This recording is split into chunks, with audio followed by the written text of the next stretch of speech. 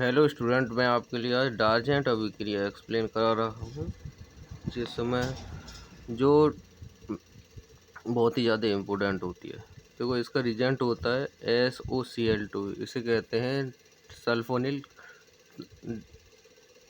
Thionyl chloride. क्या कहते हैं इसे? Thionyl chloride. इस अभिक्रिया के द्वारा दो प्रकार के प्रोडक्ट बनाए जा सकते हैं। इस अभिक्रिया के द्वारा एल्किल हैलाइड और एसिल हैलाइड बनाया जाता है, जिसमें फर्स्ट नंबर है हमारा एल्किल क्लोराइड बनाने की विधि। इसमें पहला है एल्किल क्लोराइड बनाने की विधि। तो देखो, एल्किल क्लोराइड को हम किस टाइप से बना सकते हैं। जब एल्किनॉल होना चाहिए, मतलब 1 डिग्री एल्कोहल। कैसा होना चाहिए? 1 डिग्री एल्कोहल पर थायोनिल क्लोराइड की जब क्रिया कराएंगे पिरीडिन उत्प्रेरक की उपस्थिति में, तो वह एल्किल क्लोराइड बनता है। जैसे ये हमारा है एल्किनॉल, ये है कोई एल्किनॉल, और एल्किनॉल को हमने इस टाइप से लिख लिया ROH। थायोनिल क्लोराइड को लिख लिया SOCl2, SOCl2, एक Cl इधर कर दिया, एक Cl इधर कर दिया। और पिरीडिन की उपस्थिति में पिरीडिन Py, जिसका सूत्र होता है C5H5N। C5H5N।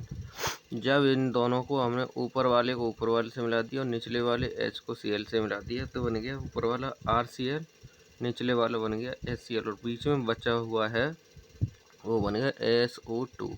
तो जो बन के आया बीच वाला, इसको कहते हैं हम एल्किल क्लोराइड। जैसे इसका एग्जाम्पल एक ये है हमारा मैथिल क्लोराइड का। पहला एग्जाम्पल लिया है हमने मैथिल क्लोराइड, मैथिल एल्कोहल। जब मैथिल एल्कोहल को CH3OH को SOCl2 के साथ गर्म किया गया पायरिडिन की उपस्थिति में, तो क्या बना? मैथिल क्लोराइड बना, सल्फर डाइऑक्साइड और HCl हाइड्रोक्लोरिक अम्ल बनता है। इसी टाइप से अगर हम एथिल एल्कोहल को लें, एथिल एल्कोहल के लिए, तो एथिल एल्कोहल C2H5OH लिया और SOCl2 लिया, तो C2H5Cl अलग हो गया, HCl अलग हुआ, बीच में बचा हुआ है SO2, वो अलग हो गया। तो ये बन गया एथिल क्लोराइड।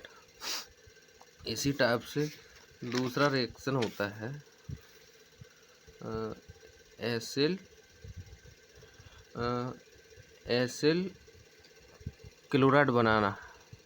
एसिल क्लोराइड बनाना, एसिल क्लोराइड दूसरा रिएजेंट है। ये भी इसी के द्वारा बनाया जाता है, थायोनिल क्लोराइड के द्वारा।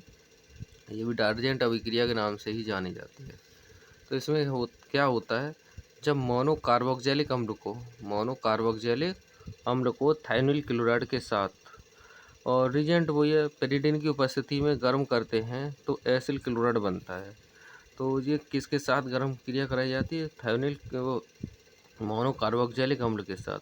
तो ये ले लिया हमने मोनोकार्बोक्सिलिक अम्ल। क्या ले लिया हमने? मोनोकार्बोक्सिलिक अम्ल। और SOCl2 ये ले लिया। जिस टाइप से हम एल्कोहल को ड्राइव कर रहे थे, उसी टाइप से एसिड को ड्राइव करेंगे, लेकिन इसमें एक ही परिस्थिति है। तो कम से कम एक OH ग्रुप होना अनिवार्य है। यह रिएक्शन तभी संपन्न होती है। तो इसमें एक OH ग्रुप ये हमारा लगा हुआ है, बाकी ऊपर कोई कर दिया RC डबल बॉन्ड O, ऊपर छोड़ दिया OH से हमारा रिलेटेड है। तो ये हमारा RCOCl ये कट के अलग चला गया, और निचले वाला HCl अलग कट गया, और बीच का SO2 अलग कट गया। ठीक है।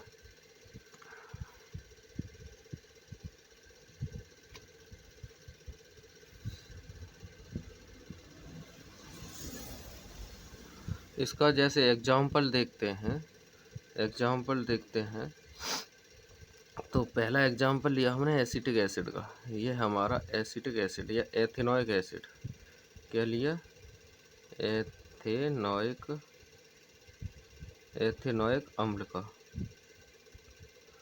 तो ये CH3COOH और SOCl2 जैसे ही इसमें डाला थायोनिल क्लोराइड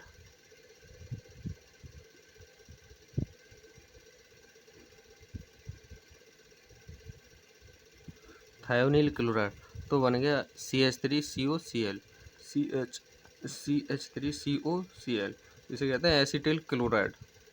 और HCl और SO2 ये तो प्रत्येक में बचने वाले हैं ही हैं। इसी टाइप से अगला ले लिया हमने एक और एसिटिक बड़ी श्रृंखला का C2H5COOH, प्रोपियोनिक अम्ल, इसे कहते हैं प्रोपियोनिक अम्ल। SO2Cl2 के साथ क्रिया करेगा तो हमारा क्या बनेगा, ये बनेगा एसिल क्लोराइड। अब बड़ी श्रृंखला का है तो हम एसिल क्लोराइड ही नाम दे देते हैं। वैसे क्या हो जाएगा, प्रोपेनिल क्लोराइड, क्या बोलेंगे इसे, प्रोपियोनिल क्लोराइड, प्रोपियोनिल क्लोराइड। और HCl और SO2 तो हमारे बचने वाले हैं ही हैं। लेकिन इस अभिक्रिया की एक खास बात ये है कि इस अभिक्रिया के द्वारा ब्रोमीन के और आयोडीन के उत्पाद नहीं बनाए जा सकते, क्योंकि SOBr2 अस्थायी यौगिक है, जबकि SOI2 ये अज्ञात है, ये अभी तक मिला ही नहीं है। सो गाइज, आप सभी को ये डार्जेंट अभिक्रिया समझ आई होगी। ये 12th class UP board exam के लिए बहुत ही ज़्यादा इम्पोर्टेंट है। इसे आप बड़े ध्यानपूर्वक याद कर लीजिए, और कोई बात समझ ना आई हो तो मुझे कमेंट करके बता दीजिए, मैं आपको एक बार फिर एक्सप्लेन कर दूँगा। ओके।